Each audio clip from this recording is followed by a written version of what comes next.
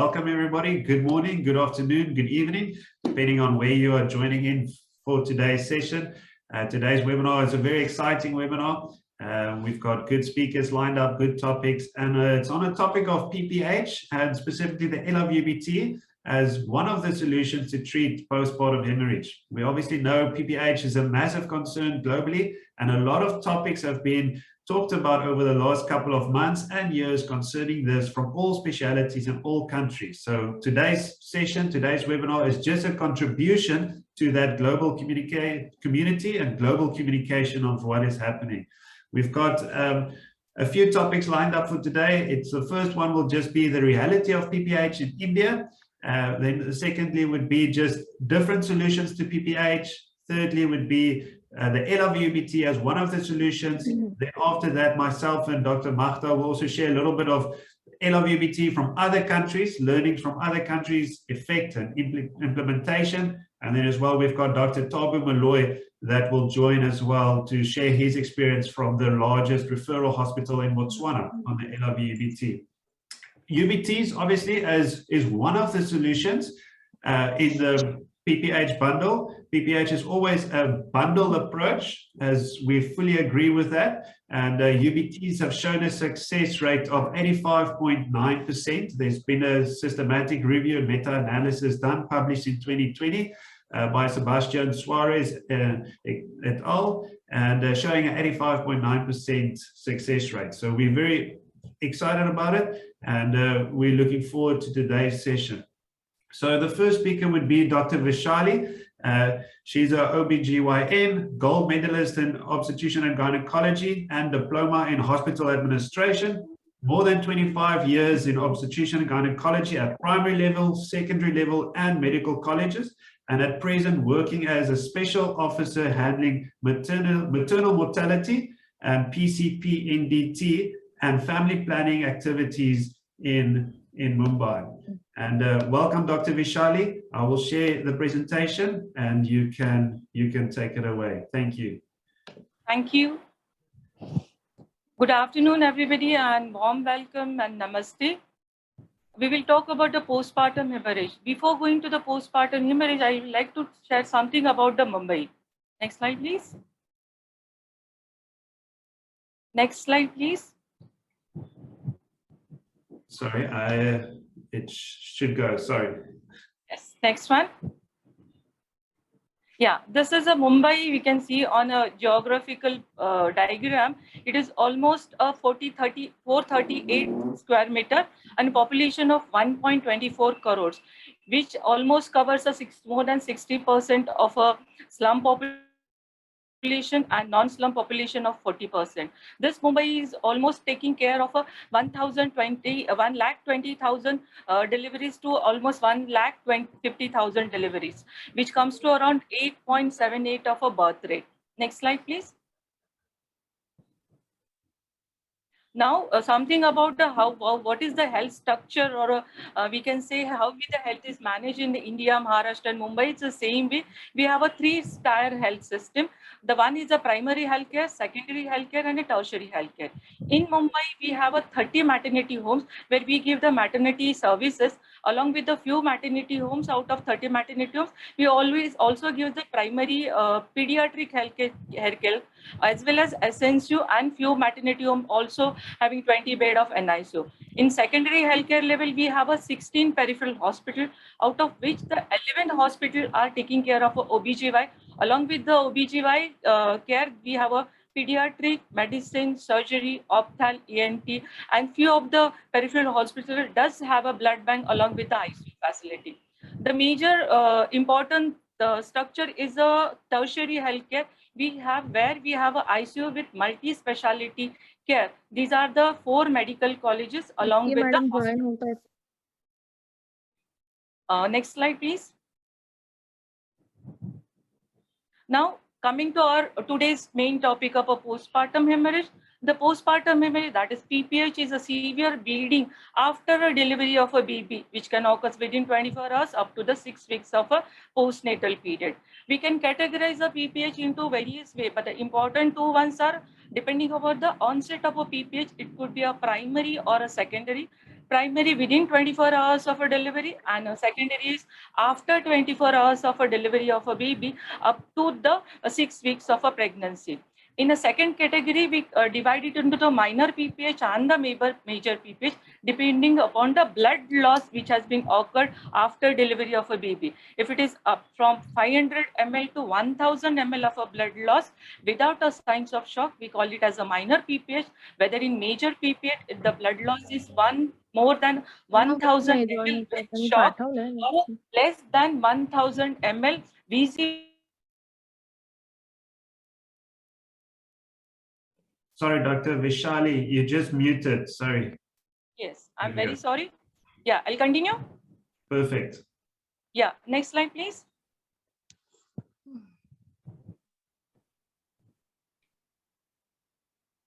Hello, next slide, please.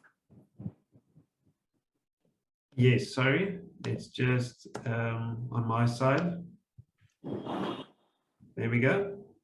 Yes. Now, why we are talking about the postpartum hemorrhage itself? Actually, we have a maternal mortality related to hemorrhage during pregnancy, which can be a antepartum hemorrhage and the postpartum hemorrhage, which is around 60 to 70% of causes are because of antepartum hemorrhage, but almost 30 to 40% cases are because of a postpartum hemorrhage also. The incidence of a PPH is reported to be a 2 to 4% in a vaginal delivery, which increases to 6%, almost double of during the cesarean delivery. And uterine atony is the commonest cause of a PPH, which counts to about 50 to 70% of the cases. This PPH is the commonest complication of a delivery and the most common cause of a maternal death, which is account to almost 35% of all maternal deaths worldwide. The WHO statistics suggest that almost 25% of maternal death are due to PPH. The postpartum bleeding is the quickest maternal death. Even within 2 hours of a delivery, we can land up with the healthy mother can land up with the maternal death due to a postpartum hemorrhage. The country has been witnessing, there is a good thing that there is a progressive reduction in the maternal mortality rate from 130 per 1 lakh live birth in 2014-15, 2014 to 16 to 122 in 2015 and 17, from 113 in 2016 to 18, and now it is 103 in 2017 to 19. This is a reported data. In Maharashtra, almost 13% of a total reported maternal death was due to a hemorrhage in last financial year. Next slide, please. Since we are from Mumbai, this is a specific data of the Mumbai. As we know, Mumbai is being surrounded by many other major districts also. And since the Mumbai is, we can say, having 4 medical colleges of a government, 1 medical college of a central government, and other private hospitals also, we're getting lots of outside patients to Mumbai for a treatment. So our Mumbai data is from 2016, we have 200 maternal mortality, which has been dropped to 167 in last year, and now with current it is 141 approximately, which contributes to almost 50% of a Mumbai resident deaths and out of Mumbai transfer cases. So we are, though it is showing more than data for Maharashtra MMR, but less or more than data for, in fact, India, it is contribution of the Mumbai as well as outside Mumbai maternal death. Next slide, please. Now, this is another one more important topic, which our topic is postpartum hemorrhage is related to. These are the top 5 causes of 2017 to 2021 in Mumbai itself. In 2017, we had almost 236 maternal deaths, in which the hemorrhage was contributing 30 cases with the 4th rank. In 2018, when we had 218 cases, against hemorrhage and heart disease with the 20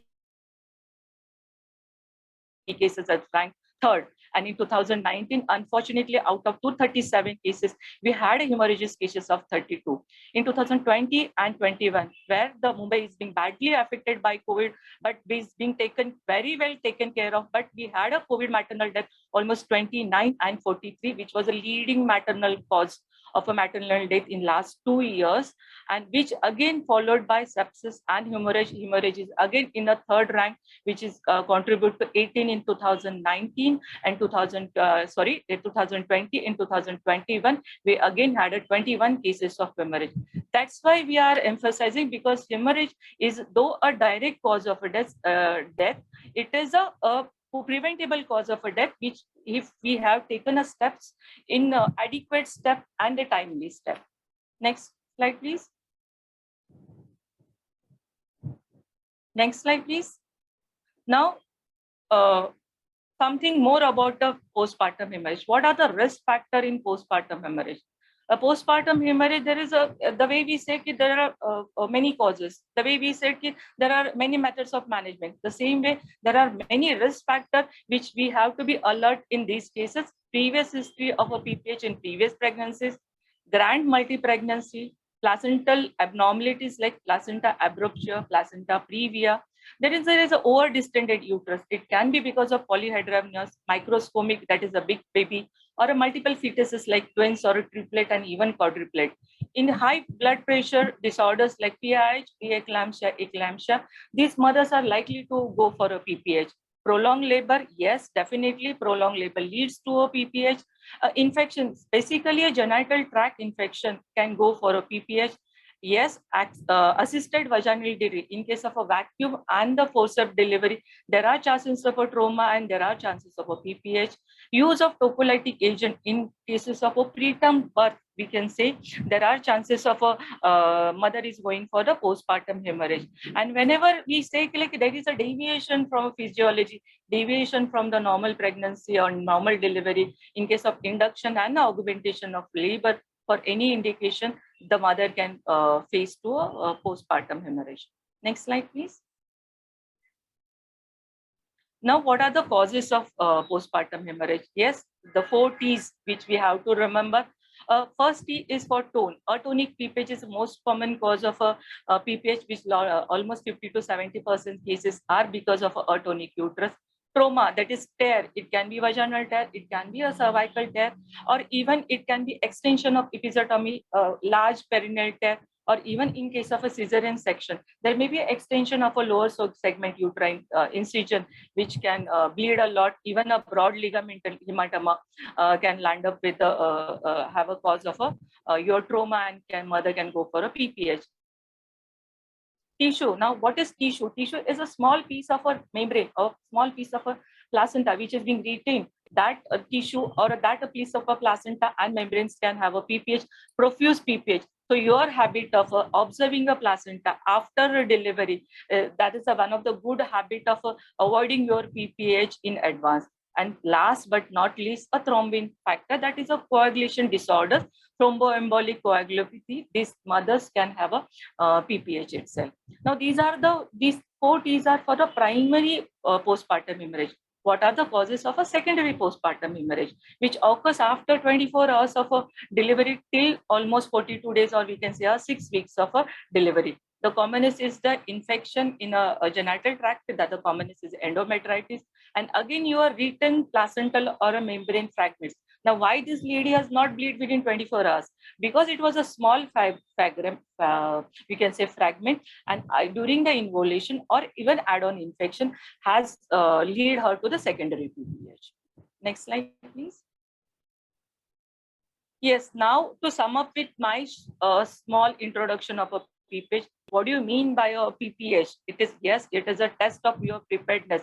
That's why we talked about the risk factor. You should be very alert because it's a high red alert. Unless and until you, you are there in the mind, you cannot act. You have to be prepared with your emergency postpartum management tray with you. Speed of action is very important. Your each and every second counts. Because within 2 hours of a delivery, the healthy mother who has delivered vaginally normally can land up with the maternal morbidity and mortality also.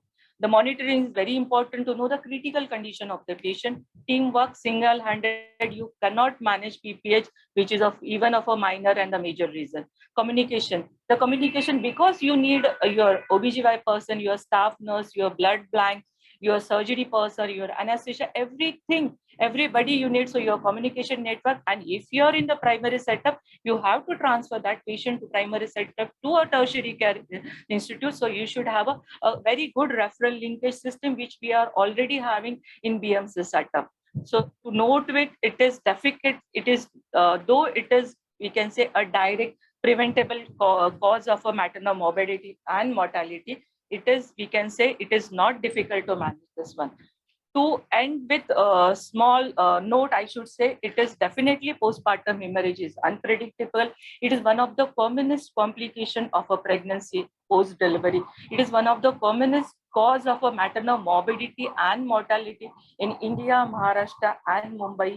So along with the 4 T's, which we know for the causes of a postpartum hemorrhage, I will say again, I have a 4 T's to manage the PPH. The one first T stands for timely management is very important. Your time is very important. Second thing, your treatment should be, T is for the treatment. Your treatment has to be accurate. According to your cause of PPH, your treatment should go ahead.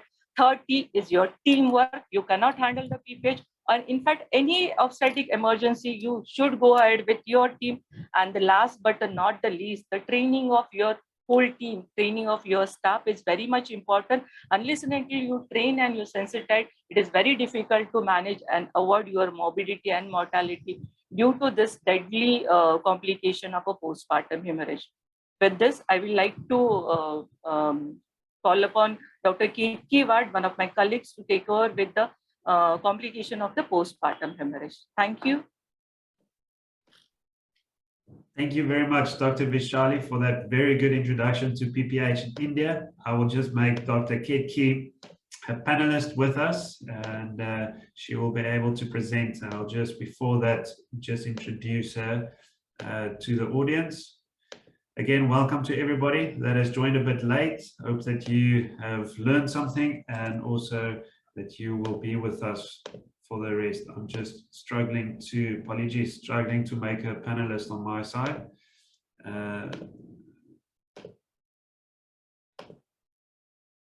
Otherwise, I'll try to do it like this. Okay, Dr. Ketki, you can unmute yourself, and you should be able to speak, but just test it, and I'll just quickly introduce you. So we have Dr. Ketki.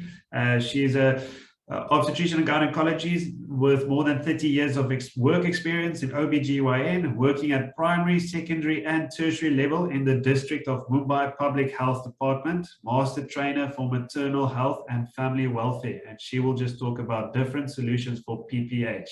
Thank you, Dr. Ketki. Over to you. Yeah. Hello. Good afternoon. Am I audible to you? Yes, we can hear you. Thank you, doctor. Yeah. Thank you. Good afternoon, everybody.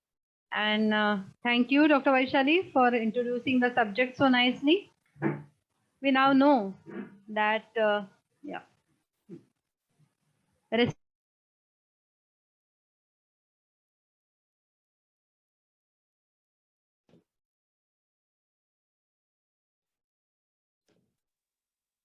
Hi, Dr. Ketki.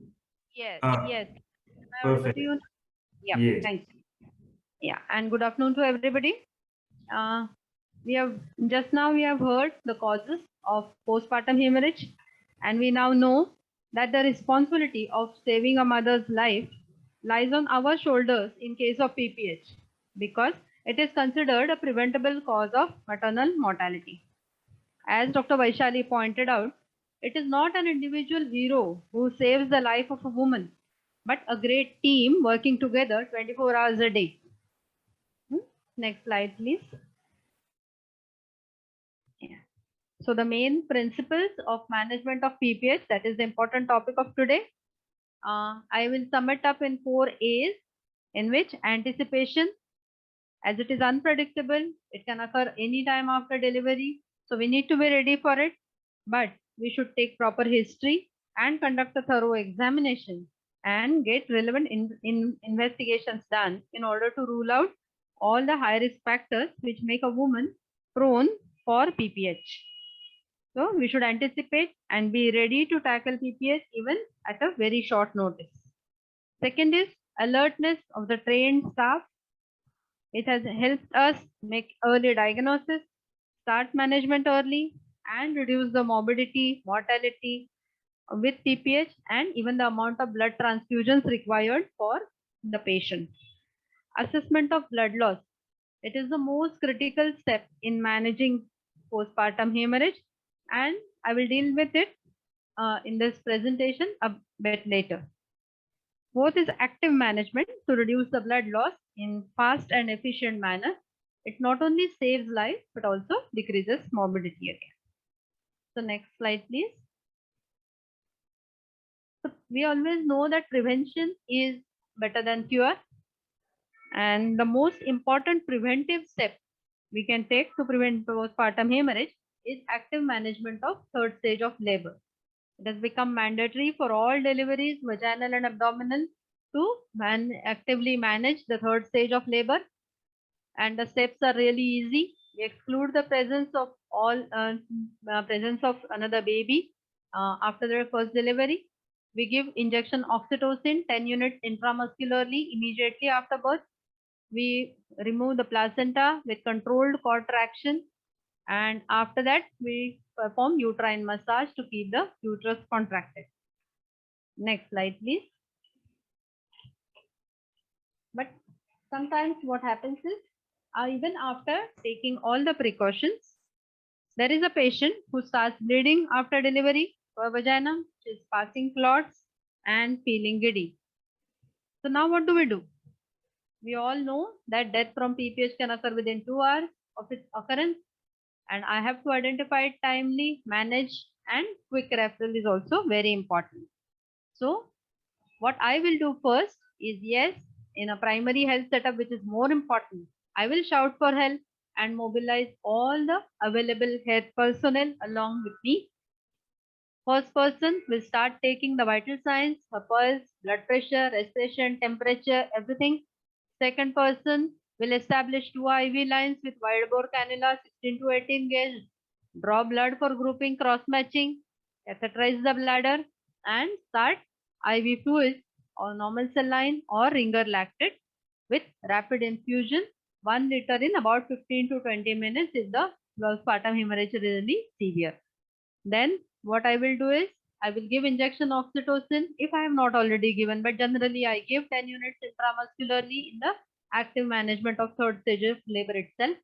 So then I will start the IV infusion of oxytocin, about 20 units in 1000 liter of RL at about 40 to 60 drops per minute. Whatever blood I have drawn for grouping and cross matching, I will send it to the blood bank to arrange for blood and blood products. If the patient is weak, requires oxygen, I will give it at the rate of 6 to 8 liters per minute by mask, and I will arrange for blood and blood products. So then third person, which is the most important person, who will do the per abdomen and per vaginal examination and check if the placenta is expelled completely or not, what is the main cause, if it is a uterine atony, and I will start managing the PPH cause specific treatment given. At the same time, I will monitor the vital signs and blood loss every 10 minutes. Next slide, please. So, now we come to the assessment of blood loss. Assessment of blood loss is generally the health personnel underestimating the blood loss is the major problem in this assessment. I can assess the blood loss by her vital signs, her pulse, blood pressure, and general condition up to 1000 ml. Generally, the pulse and BP remains normal, but pulse starts rising, and as the blood loss continues, the BP starts falling, and the patient goes into shock, becomes pale, cold, restless, and agitated. I can also have a pictorial reference guide to aid the visual estimation of blood loss. I can keep it pasted in my labor room, and generally I can weigh the blood clots as well to assess the blood loss. So simultaneously I have to take help of all the measures to assess the blood loss correctly and then replace it with the volume replacement. So next slide, please. Yeah. The most important part is replacing the volume which the patient has lost due to postpartum hemorrhage. Generally, we start with IV fluids, and the most important is give 3 ml of fluid for 1 ml of blood loss. Why? Because one, typically we have underestimated the blood loss. Secondly, these are crystalloids which will not remain in the system for a long time.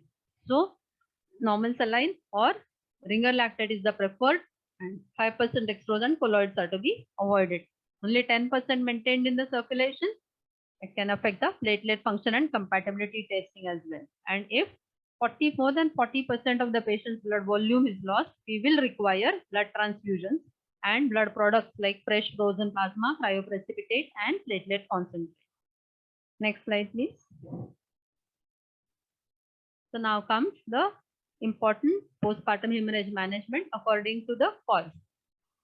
Generally, most common cause is uterine atony, but first things first, we'll rule out the trauma, we'll rule out tear, we will suture them fast or pack the vagina for blood loss.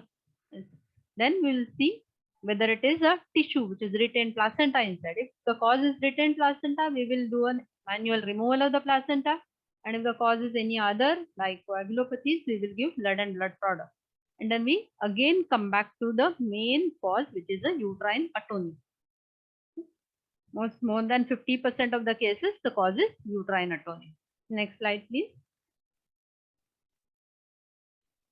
So first important, bimanual uterine compression. It gives a pressure and compression of the bleeding vessel, gives time for the uterotonic agent to act on the uterine muscle to cause retraction and stop the bleeding. All the doctors and nurses must be aware of the correct technique of bimanual uterine compression, which is demonstrated in this slide. Next slide, please. So let's come to the drugs for postpartum management. We have the main first line management as oxytocin.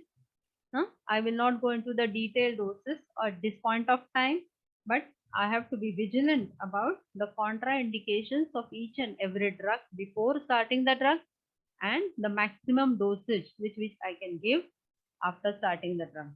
So oxytocin, there is another good old drug, methylargometrine, which is also we have used for decades long, but we have to be aware of its contraindication, that is a high blood pressure or heart disease, etc. Prostaglandins, they are very promising, and having them in our kitty is very reassuring for us, labor room healthcare personnel.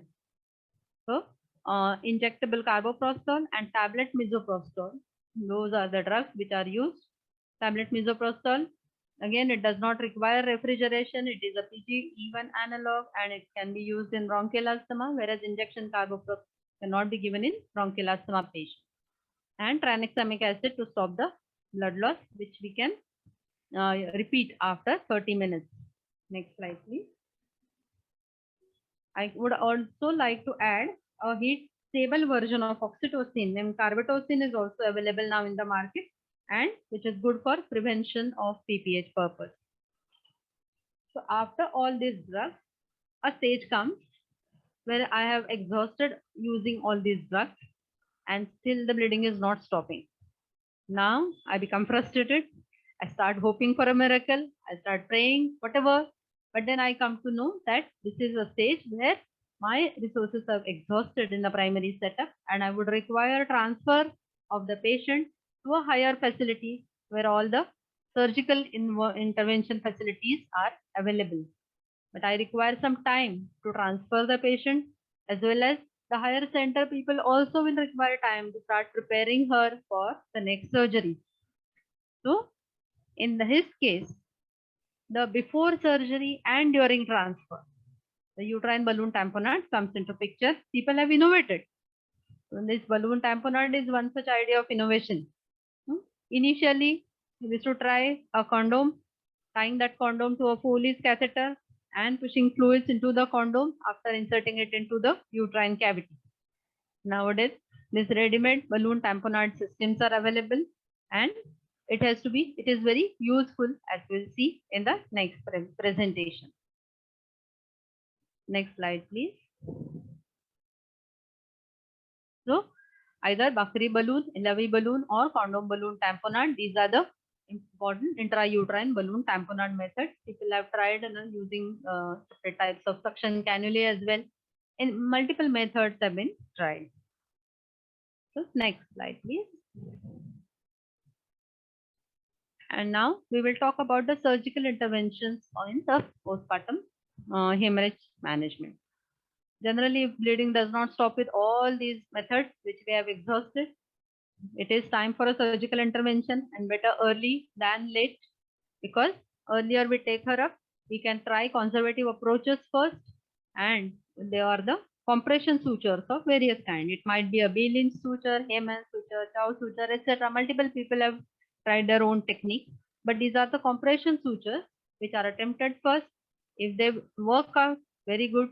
Otherwise, what we can do is we can do a stepwise devascularization of the uterus, where we have to tie the uterine vessels first, then the blood supply coming to the uterus from the ovarian arteries is tied up, and the stepwise devascularization is taking place. We can go up to the internal iliac ligation as well.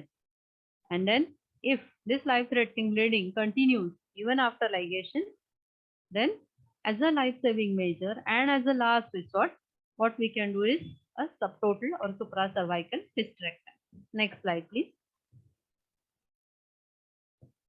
Yes, here the stepwise devascularization is shown. Luckily for the uterus, it has such a good blood supply that it does not harm the uterus, even if we tie off all the important blood vessels shown in this slide. But it decreases the pulse pressure and decreases the postpartum hemorrhage. So all these methods are tried first before the chance of hysterectomy is taken to save the life of the patient. Next slide, please.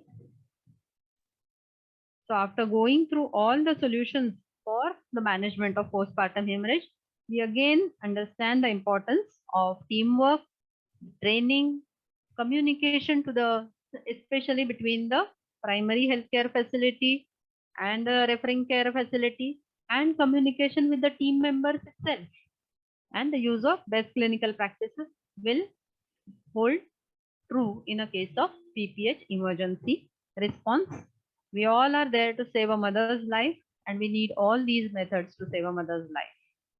Thank you for giving me an opportunity to speak on this platform. Thank you so much. Thank you very much, Dr. Ketki, for a wonderful presentation on different methods. We obviously know there's a lot to the topic of postpartum hemorrhage, so this is not a full coverage, as you'll need a lot more hours to handle it.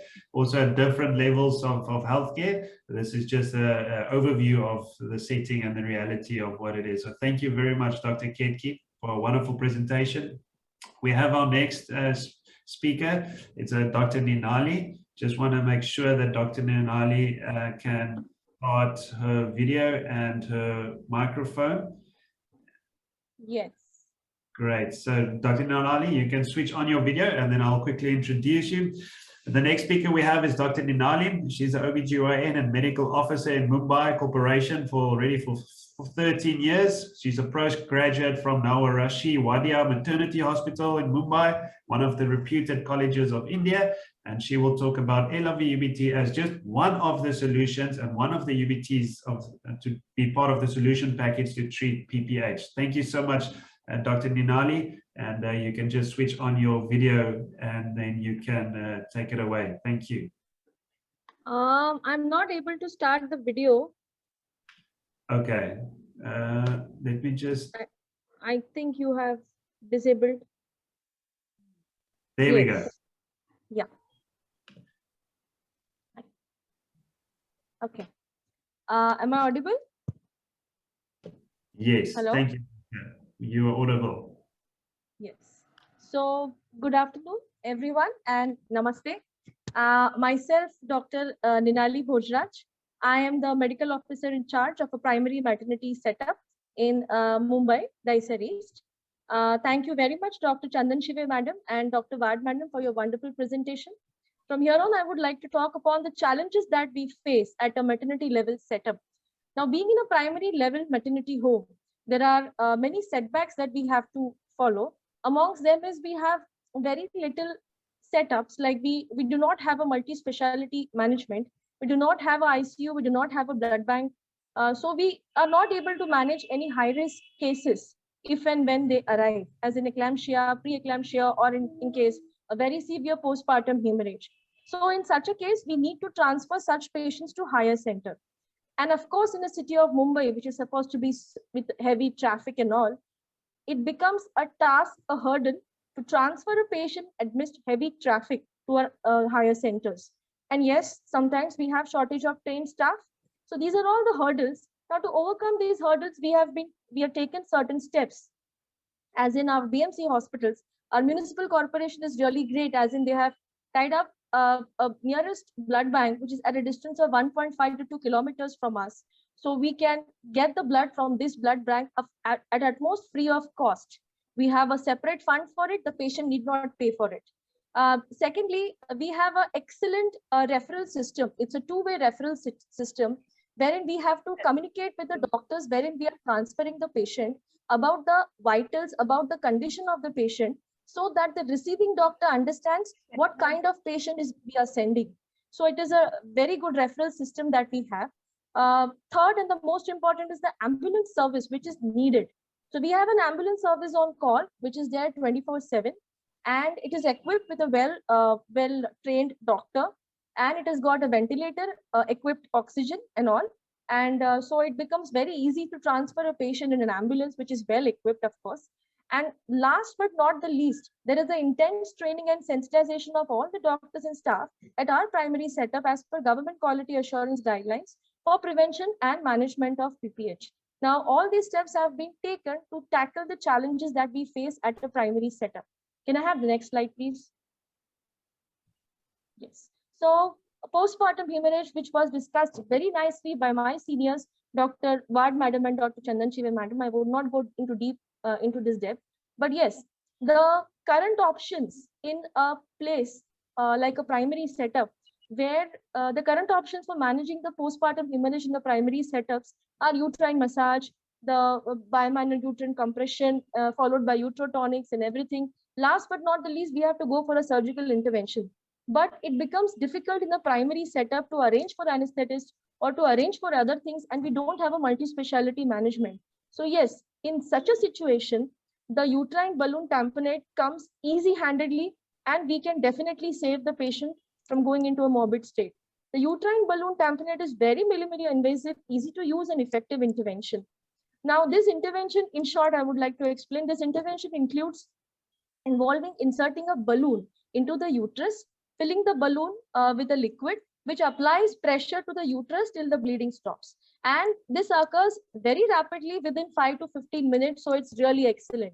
Now, uterine balloon tamponade cannot completely control severe PPH, I do understand, but it serves a critical role by reducing the blood loss until the woman can be transported to the nearest facility for the further intervention. Next slide, please. So now here I have a case study of a uterine balloon tamponade where Ellavi was used.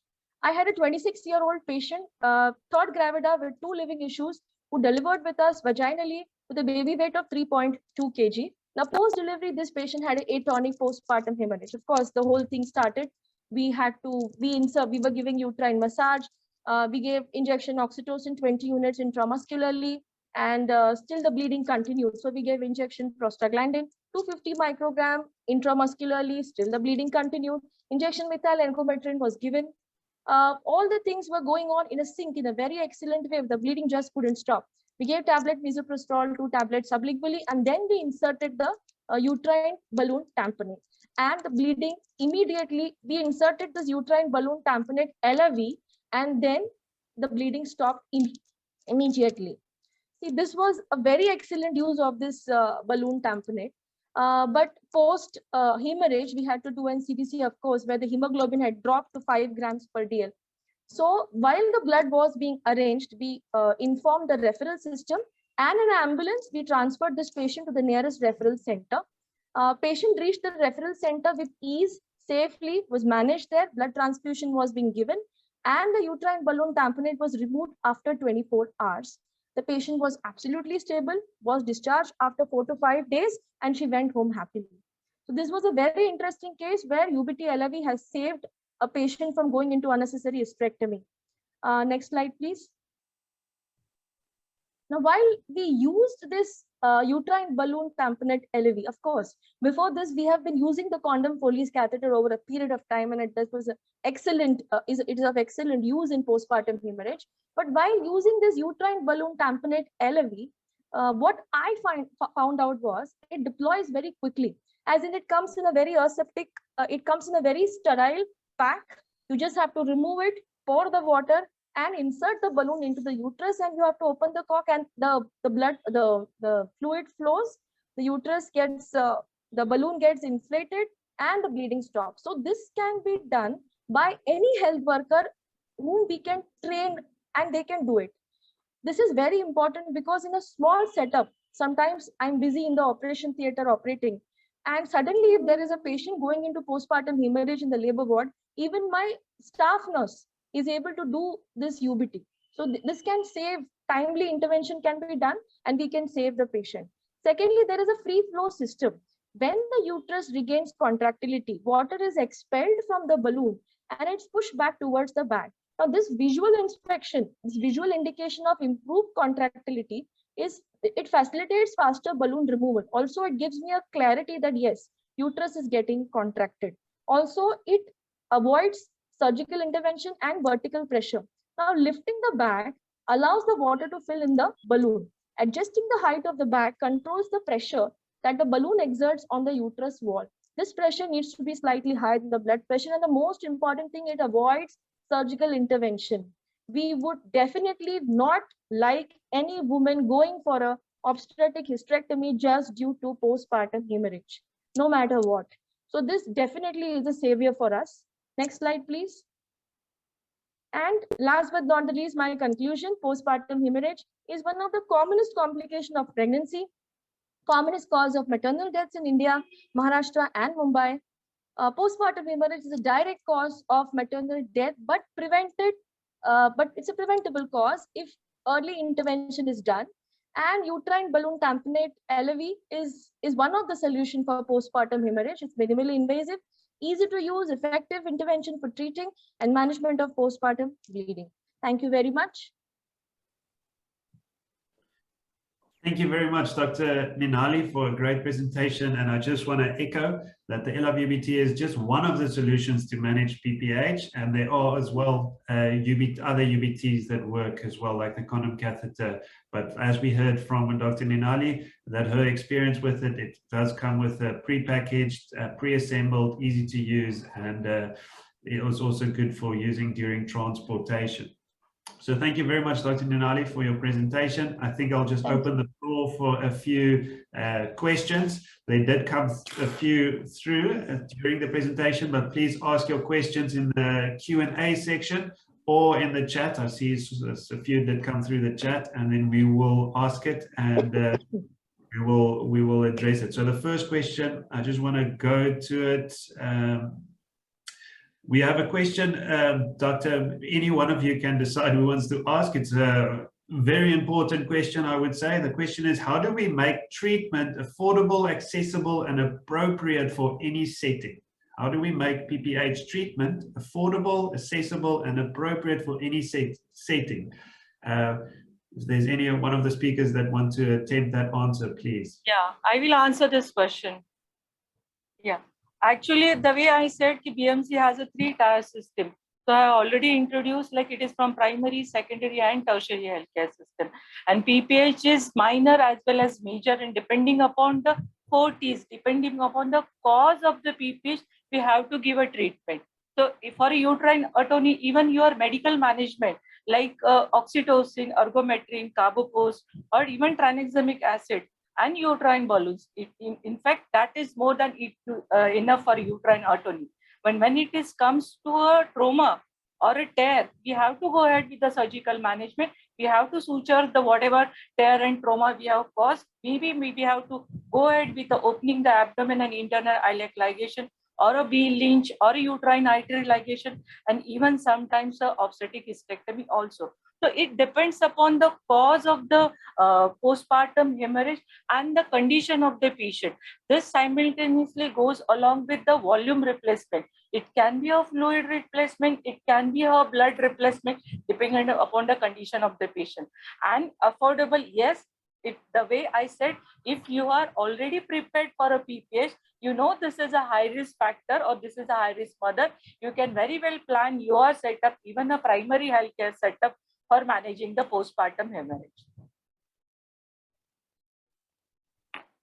Thank you very much, Dr. Vaishali, for that answer. I'll just look at the Q&A for any other questions. Please, if there's any questions, type them and send it to us. There's another question, and then it asks specifically, is there any study which talks about the user experiences between different types of methods? So I would assume this is not just methods of UBTs, the different types of UBTs, but also just the different types of methods, as was discussed earlier. So Dr. Vaishali or Dr. Ketki or Dr. Neenali, are you aware of any studies or any publication that talked about different? I will again like to answer for this. Yes, again, my first answer is connected with the second answer itself, because the PPH is there are 4 T's, different causes. The same way, for different causes, we have different methods. In different methods also, like medical, we have 3-4 drugs. If there is a slight minor hemorrhage, I will go ahead with which is the safest drug, like oxytocin and ergometry. I may not go for injection carbetocin, or I may not go for directly for intersurgical intervention. So these studies are already available in between different types of method, always in between the different medical or a surgical treatment. Now, if you ask me whether B Lynch is more effective or whether it's obstetric hysterectomy, we should go ahead. There are papers available in the national as well as international journals, sir. Great. Thank you very much, Dr. Vaishali. And I'll see there's another question from Monica Gutu. Thank you for joining, Monica. It's nice to have you with us. So the comment and the question was just great presentation, but we are cognizant of the vast that skilled human resources is critical in PPH management, as was shared earlier as well. In that case, she just asked, who are the caterers of staff at the PHCs and maternity homes? Just wondering if there is nurses or midwives also available at the maternity homes and PHCs, and just a little bit more on the human resources. I will again like to answer this question because this is more of a administrative question. The way I said in the first slide only, we have a primary, secondary and tertiary care level. But in Mumbai, yes, we are very fortunate and we are very happy. Even at the primary maternity homes, we have a qualified obstetric gynecologist available for 24 hours along with the pediatrician. And even my staff nurses are trained and sensitized and resensitized for managing this high-risk cases as well as the normal deliveries. So Mumbai is one of the fortunate and we can say a class city where we have a good healthcare facility from primary to tertiary level. That's why we are getting a more patient even from outside Mumbai also. Great, thank you, Dr. Vaishali. I see there's also a few questions just on the cost of the UBT. Obviously, the one question is the cost of the UBT in India, and another question is cost of UBT in other countries. So obviously the cost in the countries do differ because of customs, import customs, as well as transportation. But one thing that I can say, I can't give a clear answer now because the cost varies a little bit, like I said, due to transportation. But one thing I can say from the manufacturer's side is that the cost of the Ellavi UBT is affordable. You know, it is as low as possible to keep the impact that it has. The reason why the Ellavi UBT was designed was to meet the need globally, to give a UBT at all levels of care at an affordable price, a low cost price, to be able to treat PPH in the UBT cases specifically. So just answering those two questions, the one was in India. We have obviously a distributor in India, so please send us a message, we'll put you in contact. And the other one I believe was question also from Monica Gutu from Kenya. So we also have a partner there, so you can just reach out to us. But it is low cost and affordable in a PPH management bundle as part of one of the solutions. So I think there's still a few questions I will ask as well. There's a question. I just want to go to that tab.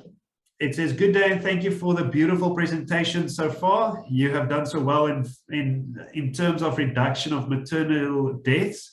And the question is just, what can you attribute this achievement to? So you've done incredible work on reduction of maternal deaths. Just, you know, what is one of the reasons or a couple of the reasons why it decreased over the last couple of years? And this is from Mr. Rakareng Tsepo from Botswana.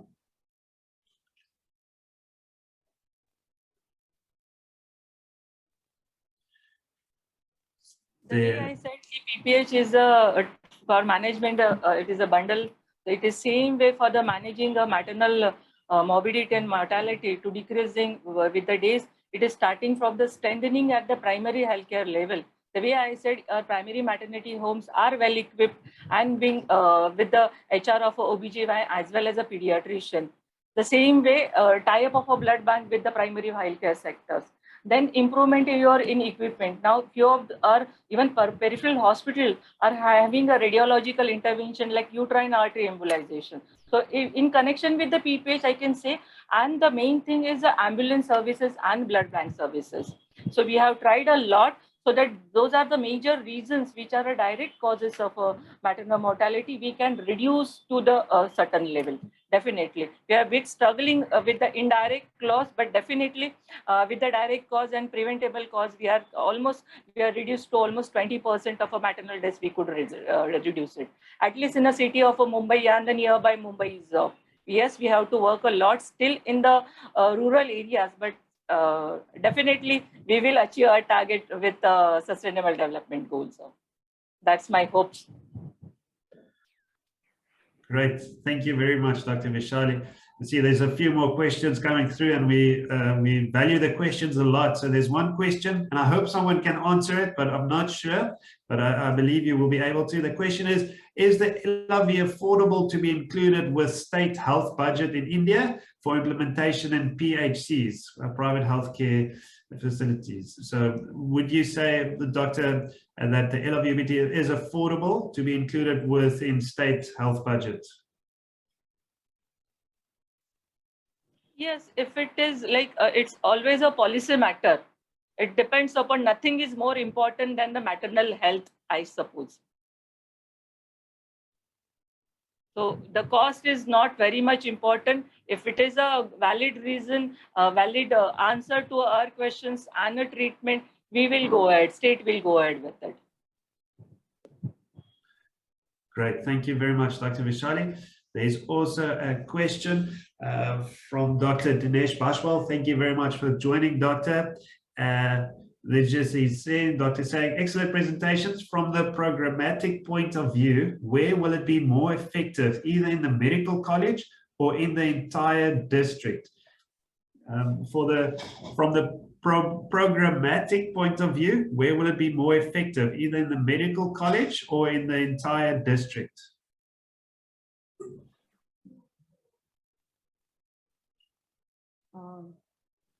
Actually, medical colleges are well equipped with everything, even uterine artery embolization in case of a placenta accreta, where we cannot struggle with the uterine balloons. But basically, in the entire district, we should always go ahead with which one is the best at your best setup for your patient at the moment in front of you. I would like to add one thing in this. Balloon tamponade is a accepted method before surgical intervention, and even in medical college, even in the entire district, even in a primary setup, the indication remains the same, that if we can avoid a surgery with this method, anywhere it can be used. Thank you very much, Dr. Ketki and Dr. Vaishali, for adding and answering the question. I think I'll just give it a few more seconds more for another question or two. There's one more that I would have, and just sharing your experiences, doctors, is Currently in the terms of the guidelines, it says that a UBT should be only in second line treatment. And we obviously understand why, and we're not going to, be too vocal about the opinion there. We obviously understand why and understand. But one thing that we've heard from many people across the world is the move and the push to not wait to insert a UBT for the second line treatment. Do the first line treatment and then also give the oxytocin or give the Uteronics, and then also give an Ellavi UBT or a UBT at the same time to increase the chance of living. Because as we know, obviously Uteronics have a failure rate, and obviously if we wait for the failure rate, the mother loses more blood and it becomes more critical situation. So I just want to ask as well your experiences or your opinion or your thoughts. We obviously know it's a step-by-step approach, and it should be. But we've heard from a few people also saying they do not wait to insert a UBT. It's a low cost enough, and they bring it actually together.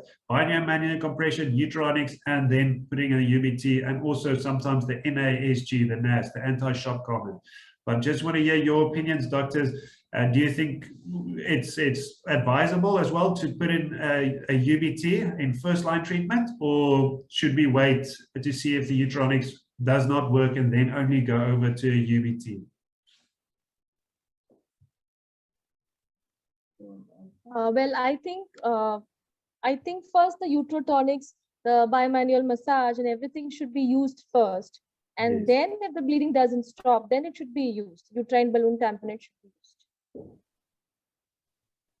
Great, good. Thank you. I will agree with Dr. Neenali. Good. I'll Thank agree with Dr. Neenali because uterotonics have to be given first.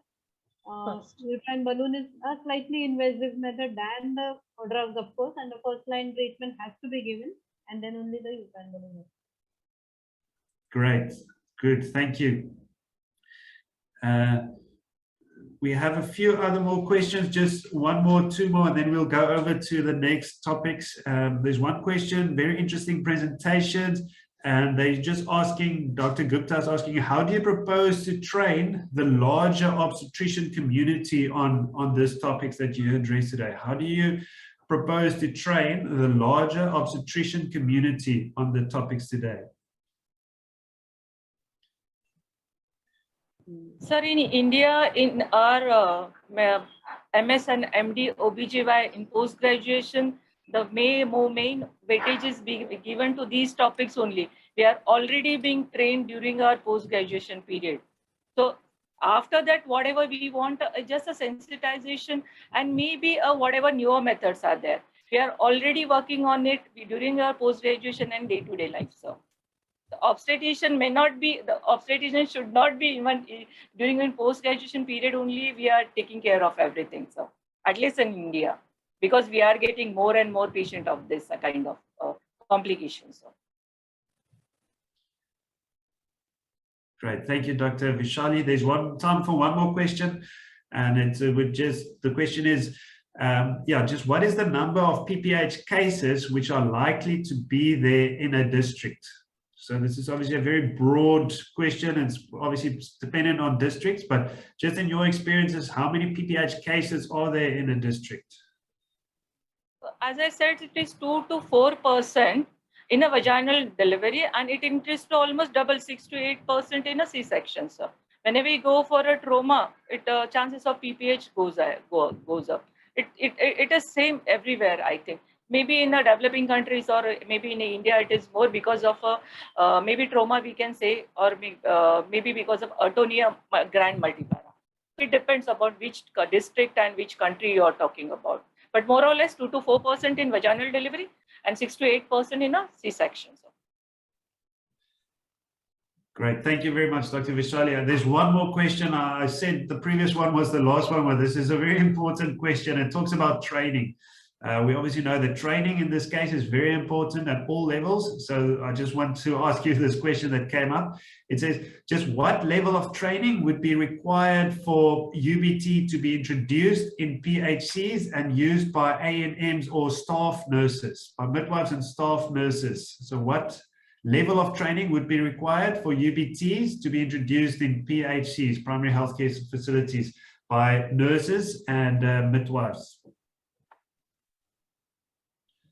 I think if the medical officers of the PHCs are trained, giving an audio visual aid or posting charts or something like that, it requires very minimal training. Anybody can use it, provided you give them one-time training, show them how to use it, or organize a seminar where all the MOs and PHC midwives can sit and watch it, see a video, and I think they can be trained. It's very easy. Yeah, I think it is more a kind of demonstration than the training, because they know the basics, they know how to perform a vaginal examination, and it is a basic thing. So a demonstration would be enough. The thing is, sensitization regarding this method is more important. That it is easy, and giving them the confidence that they can do it. That is more important. Thank you very much, Dr. Ketki and Dr. Neenali. And I can just echo that. The experience that we've heard from other countries as well is that the Ellavi UBT is easy to use, and it's successfully used by all trained healthcare professionals, midwives, nurses. And if they're trained by the demonstration, as Dr. Neenali said, they are confident to use it as well at primary healthcare facilities, and also stabilize the patient, and if needs, transport the patient to the next level of healthcare. So I see there is a few more questions, but we unfortunately ran out of time for this, but I did capture all the questions that's asked. So I will keep them, and if there's any specific questions for the speakers today, I will send it to them as well, and get their questions and send the answers to all your questions, because it's obviously very important. So just we come now to the next session of today's webinar, and yeah, thank you very much, Dr. Vaishali and Dr. Ketki and Dr. Neenali, for your experience, for your hard work, for your passion. You know, it's really a privilege to be aligned with one vision, and that's to save mothers' lives. And PPH is one of the highest causes of maternal mortality, and it's a privilege to be part and to support in whatever way that we can. So thank you for your time and your passion for maternal health. Thank you so much. Thank you. Thank you so much. Good to join with you. Thank you. Thank you. Great. So the next session will be myself, and I will do an interview with academic Dr. Magda Botha.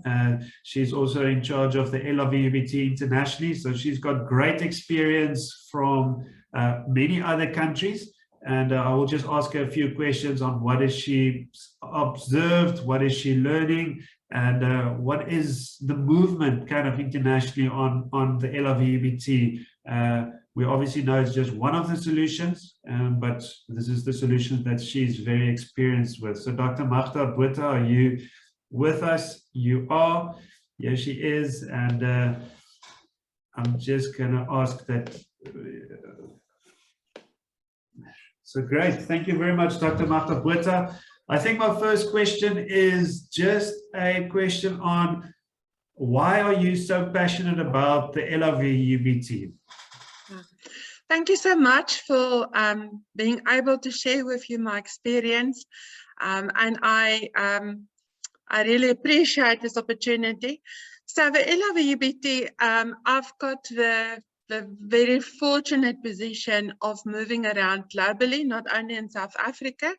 I move around globally, and I talk and interact with midwives, with obstetricians, gynecologists, healthcare, all types of healthcare workers at all healthcare levels.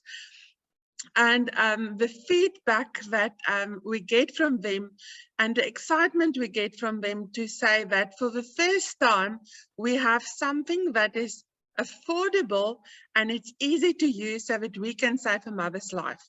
And that is why I'm so passionate, is that the Ellavi UBT is coming to, it's a low cost, available product that can be used by all health professionals at all levels of healthcare to save a mother's life. So that is just fueling my passion everywhere.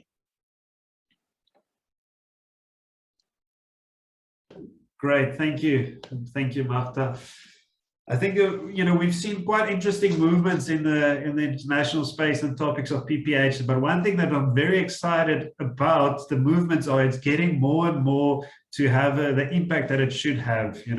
We're very excited about the World Health Organization clinical trial, the RCT on uterine balloon tamponades that's being underway in Vietnam, where the UBT is also one of the UBTs that they are assessing. So we're very excited about that, some movement on the global community. But Magda, just your experience, what are you hearing in South Africa specifically, and, on the experience you have in South Africa first? Okay, so I think initially we launched the Ellavi in 2019 in South Africa with the idea that it will only be used by specialists in specialist facilities where there's theatres available. And then a whole movement changed where midwives realized that they can actually use this product as well. And this product can be available at all levels of healthcare. And that basically changed, or it basically started a whole revolution in the PPH management, in saying that we do not reserve only the use of uterine balloon tamponades for specialists and for specialist care, but where they started to realize that as soon as they are reach the end of their interventions, which is obviously uterotronics, they can use something that is available, that is sterile and easy to use. And that has been started to bring more and more health professionals on board to say, let's test this theory, let's see how it's working. And the feedback that we got was then provided to the National Department of Health and to all organizations that is being involved in South Africa. And now in South Africa, it's part of routine to have an Ellavi available on the emergency trolley and in the PPH box, so that when there's a PPH at any level of healthcare, that this product is then used. And the one thing that is the feedback that we get is the ability to transfer a patient from a lower level of healthcare to a higher or the next level of care. Because there was a research done specifically in South Africa where it was showed that 35% of our mothers are passing away while they are waiting for transport or during transport. And this was then just changing the management of PPH. Yes, thank you. Thank you so much, Dr. Botha. Next question, just, internationally, what have you seen? You already shared a little bit, but I know, in Kenya, there's been great work and everything that's happening there. In Ghana, there's been good work in uptake, Uganda, also Colombia, obviously India as well. There's great work there, but as we've heard from the speakers earlier, but just specifically maybe a little bit, Dr. Botha, on Kenya and Uganda and Ghana as well. Good. So Ghana and Kenya had an implementation study that was conducted, an independent study that was conducted by PATH internationally, and where they tested then what is the impact and the outcome of using a Ellavi UBT, specifically looking at the Ellavi. And the results and the feedback they got on saving mothers' lives and the ease of use and the availability and affordability has been presented then to Ministries of Health, whereby the Ministries of Health at Ghana and Kenya then realized that this is something they need because of PPH rates or maternal mortality rates that is so high and the prevalence of PPH. So in these two countries, the Ministries of Health has adopted the use of the Ellavi UBT as part of PPH management protocols. But also the one realization that came into these two countries together with Uganda, and the same as in South Africa, was that don't leave a uterine balloon tamponade as the last resort. And suddenly they understand that each of your management tools, if I can call it like that, has a different part in stopping the PPH. So there's a realization that uterotronics are effective in supporting the contraction and the retraction of a uterus, which we need in an atonic uterus. The second part is we use a uterine balloon tamponade, specifically the Ellavi UBT, to put directly pressure on the uterus wall to stop the bleeding. And then in cases where we've got the the anti-pneumatic shock garment, the NASC available, then they also apply that for the treatment and the prevention of shock.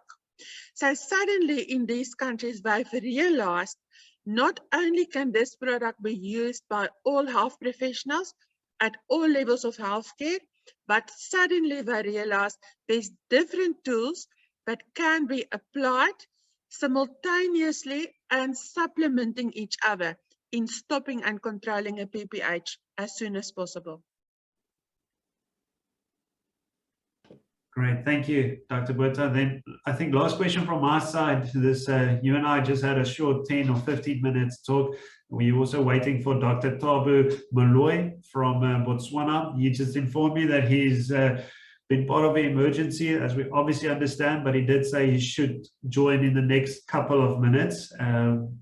But just one more question from my side to you, Dr. Botha, and then we'll open up as well for the field to ask any questions. Is just specifically, Dr. Botha, on your experience and what you are hearing from the midwifery committee on the use of UBT, specifically the Ellavi UBT. You know, we've obviously approached both the OBGYN and the specialist community for sure, but as well, we've been pushing hard as well for the midwifery committee as well. So please, if you can maybe share a little bit on that. Yes. Yes, so internationally, the Midwifery Association, as well as most of the countries that we are liaising with, they are fully supporting the use of a uterine balloon tamponade, specifically a free flow or the Ellavi, where they are able to use it, insert it, and then refer the patient to the next level of care.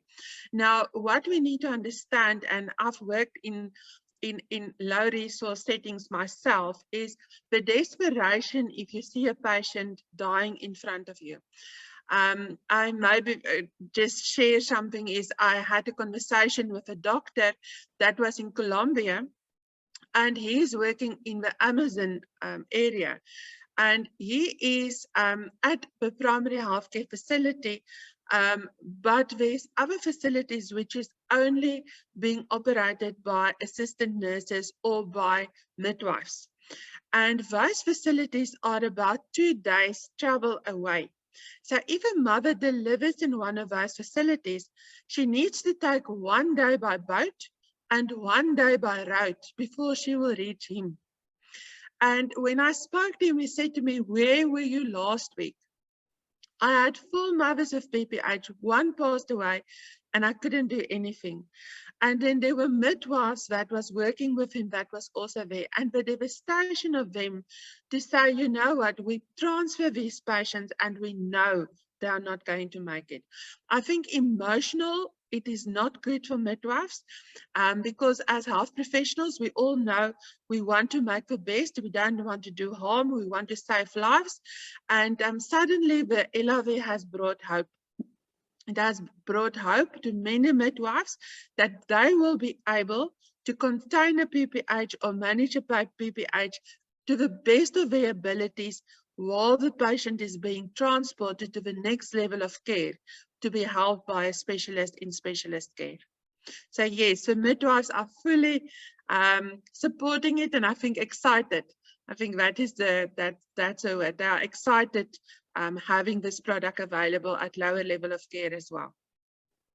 Yes, thank you so much. It's yeah, it's great to hear as well to have the reach that the Ellavi and other methods also have. You know, we had a few questions in the previous session, specifically on the training in the primary healthcare settings. How much training? How easy is it to use? because we know that's where the biggest need is. That's 4, 5, 6 hours away or more from the nearest surgical intervention, or that's possible, the nearest surgical room.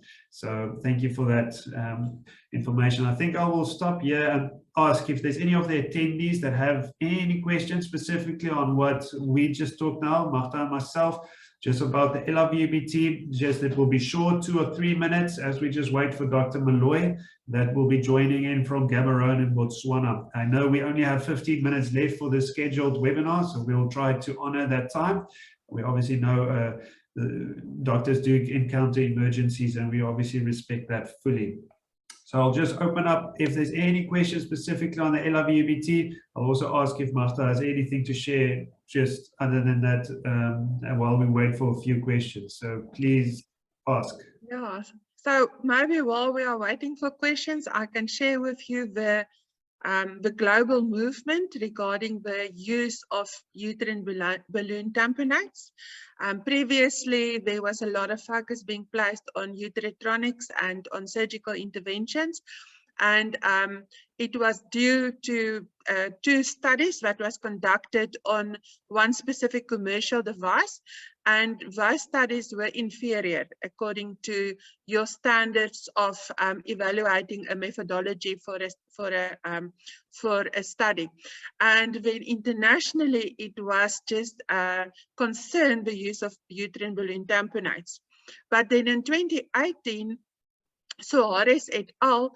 Conducted a systematic review and a meta-analysis to see what is the safety of uterine balloon tamponades.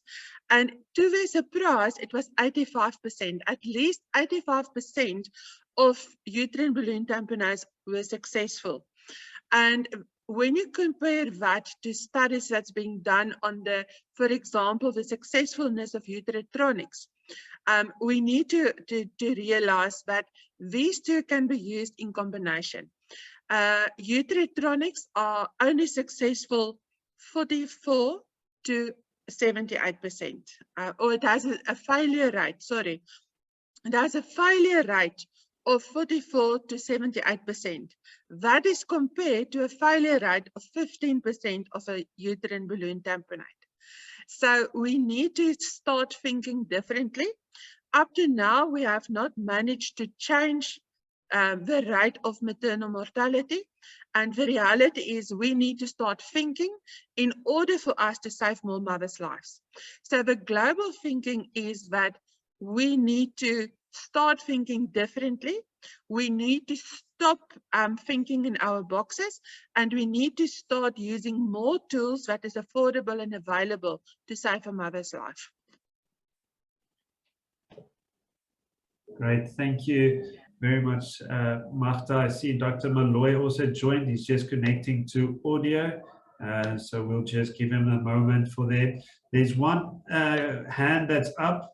Please just ask your questions, type your questions in the chat or in the Q&A so that we can ask the questions. I'm not sure, maybe sometimes people by mistake raise their hands on Zoom. So please, if you did raise your hand, just type it for us and then we can ask that. In the meantime, Dr. Moloi, can you hear us?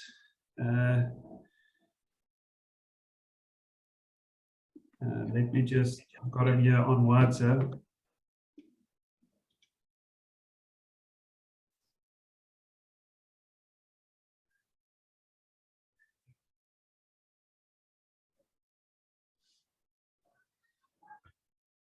I know Dr. Moloi is running around. He was in the clinic today, and he also said he had earlier emergencies. So we obviously, you all on the webinar today will understand that very well.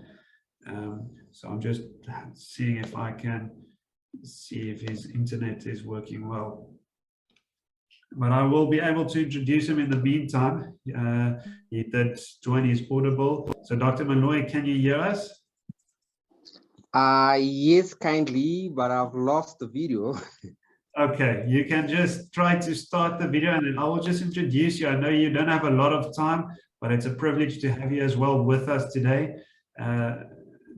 So let me just see if you can. But yeah, so Dr. Thabo Moloi is the head of Obstetrics and Gynecology in the biggest referral hospital in Botswana, Princess Marina Hospital in Gaborone. He's the HOD since 2016, and he's also the chairperson of the National Maternal Morbidity and Mortality Committee. Thank you so much, Dr. Thabo Moloi, for joining us. And yeah, just sharing your experiences. Maybe just paint us a little picture of, you know, your setting. How does it look, PPH, and then as well just the Ellavi UBT in your management of postpartum hemorrhage cases. Thank you so much. You're just on mute still, Doctor. Let me. Oh Lord. There we Can go. you hear me now? We can hear you. Thank you, Doctor. All right. Thanks again for the invitation. Let me kindly allow me to acknowledge all the panelists and the Sinapi company. Well, am I there? Hello? Yes, we can. Yep. You're very clear. Thank you, Doctor. All right, cool. Well, let me first say PPH or postpartum hemorrhage remains a challenge worldwide, especially in the developing countries, including Botswana. In the last 5 years, PPH in Botswana remains the top 3 cause of maternal mortality and morbidity. However, things have seemed to have changed, even though right now we're still compiling statistics, but we've seen drastic changes in the last 1.5 years since we started using UBT, in particular Ellavi. Despite all other controversies that have been sort of like going around with the use of UBT, be it condom, Bactri, Ellavi, from experience, Ellavi in particular has served a purpose quite well. Before Ellavi in Botswana, we were mostly using the simple condom, the latest condom to achieve the tamponade. But with the innovation of the Ellavi, which is quite affordable compared to other competitors, it has enabled us to actually use it quite effectively. One, I think we introduced it during our national mortality audit, where I'm the chairperson. So we had invited the colleagues from this side to make a presentation. At the time when they were presenting, fortunately, we also had a maternal death secondary to postpartum hemorrhage. So it came in handy in terms of just trying to align the clinical picture together with the UBT. So from our experience in Botswana, which now we're trying to make it available throughout the country, it's been approved by the government. It serves the following purposes. Number one, it's easy to use, easy to insert, and number two, price-wise, compared to, say, Bactri, is quite affordable. And in terms of efficacy, it's as good as other competitors, to say. So we really appreciate that this is an innovation that has been made in our own continent, that actually it has proven beyond reasonable doubt in the last 1.5 years, at least in Botswana, that it has actually saved lots of lives. As I speak right now in Marina, this year alone, we have never had any maternal death from PPH. We have never had to remove a uterus because the uterus is not responding to the medication such as your oxytocin. We have never taken a patient for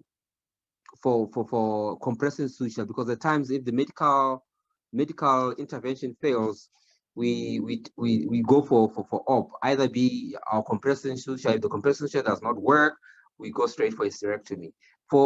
I can confidently say in this year, for the last 7 months or 6 months, we haven't had to actually do any hysterectomy or compression suture, such as your hernias. So we have used, or we've been using the UBT or Ellavi in the last almost 2 years with great success. Even our Minister of Health has actually acknowledged it and appreciate that, you know, there is some intervention that has been going on in the country that is actually saving women's life. And not only that, not only life, but we also saving time in theater, money, blood loss, which is very expensive. Blood is quite expensive and rare. So it has really come handy for us. So I don't know whether I need to say more, but that's essentially the little that I would like to share with the rest of the world. Sure. Thank you very much, Dr. Thabo Moloi, for your experience with it, and also just your testimony of the Ellavi UBT and how it has decreased maternal mortality rate, and as well decreased amount of hysterectomies, decreasing cost, like you said, decreasing, you know, obviously blood loss, and like you said, blood is not only expensive but scarce in low resource settings. You know, there's areas in South Africa with less than 2 days of blood in the blood banks, you know, 1 day or even less at times. So blood loss or blood banks and blood scarcity is a real concern in some settings, where that should also be a contributing factor to making decisions. So thank you very much, Dr. Moloi. I know we only have a couple of minutes left. I just want to ask the attendees if they have any questions for Dr. Moloi.